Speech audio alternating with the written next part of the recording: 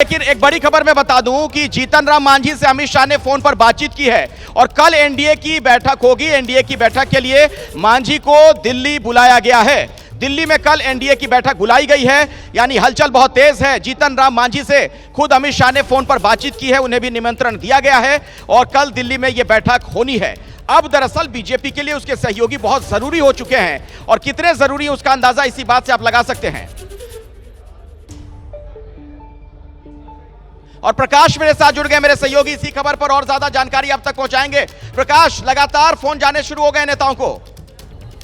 बिल्कुल, ये देखिए किस तरह से जैसे ही नंबर गेम का फासला शुरू होता है उसी तरह से पाशा बदल जा रहा है। अब जीतन राम मांझी जो सिर्फ एक सीट जिनके पास है, गया से वो चुनाव जीत रहे हैं, तो उसको देखते हुए जीतन राम मांझी ने उनको फोन करके बधाई भी दी और साथ में ये भी कहा कि कल एनडीए की बैठक है, उसमें वो जरूर आए।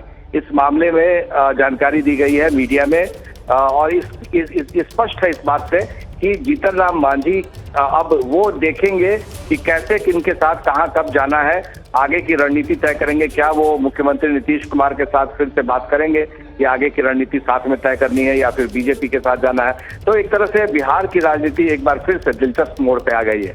जी बिल्कुल, और गठबंधन के सहयोगी कितने अब जरूरी हो गए इसका अंदाजा आप लगाइए कि जीतन राम मांझी से भी संपर्क फौरन किया गया है। सिर्फ एक उनके पास सांसद जो जीतते हुए नजर आ रहे हैं और ऐसे में आप समझ सकते हैं कि अब किस तरीके से अपने साथ लोगों को रखने की कोशिशें की जाएंगी। ऐसा लगने लगा था पिछली सरकार में कि सहयोगी शायद जरूरी नहीं है। अब 10 बड़ी बातें बता दें आपको, इन रुझानों की बातें। एनडीए को बहुमत मिल रहा है, बीजेपी सबसे बड़ी पार्टी, बीजेपी को अपने दम पर बहुमत नहीं मिल रहा है। बीजेपी का वोट शेयर 2014-2019 की तरह स्थिर है। एमपी, दिल्ली, उत्तराखंड, हिमाचल में बीजेपी का क्लीन स्वीप। आंध्र प्रदेश में एनडीए, ओडिशा में बीजेपी की सरकार बनेगी। इन दोनों राज्यों में विधानसभा चुनाव के नतीजे भी आए हैं। एनडीए को बहुमत मिल रहा है, बीजेपी सबसे बड़ी पार्टी के तौर पर नजर आ रही है। बीजेपी को अपने दम पर लेकिन बहुमत नहीं मिल रहा है। इसका मतलब सीधे तौर पर यह कि गठबंधन की सरकार का दौर वापस लौट आया है। सरकार जिसकी भी बनेगी सहयोगियों के साथ बनेगी और रुझानों के मुताबिक एनडीए सरकार बनती हुई नजर आ रही है। सरकार बनाने को लेकर दोनों खेमों में जबरदस्त हलचल है। कल एनडीए और इंडिया गठबंधन दोनों की बैठक होगी। शरद पवार ने नीतीश कुमार और चंद्रबाबू नायडू से बात की है, यह भी एक बड़ी जानकारी मैं आपको दे दूं। नीतीश को डिप्टी प्रधानमंत्री का, डिप्टी पीएम का ऑफर तक दे दिया गया।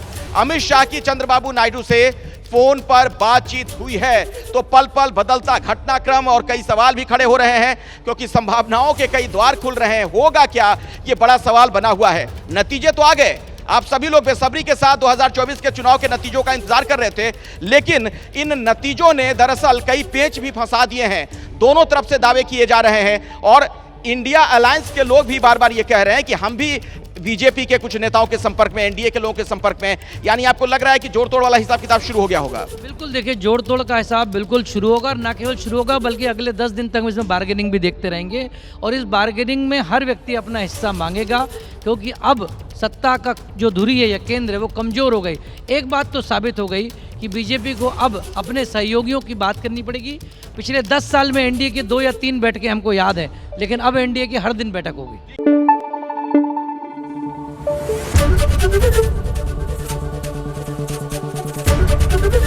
एबीपी न्यूज आपको रखे आगे।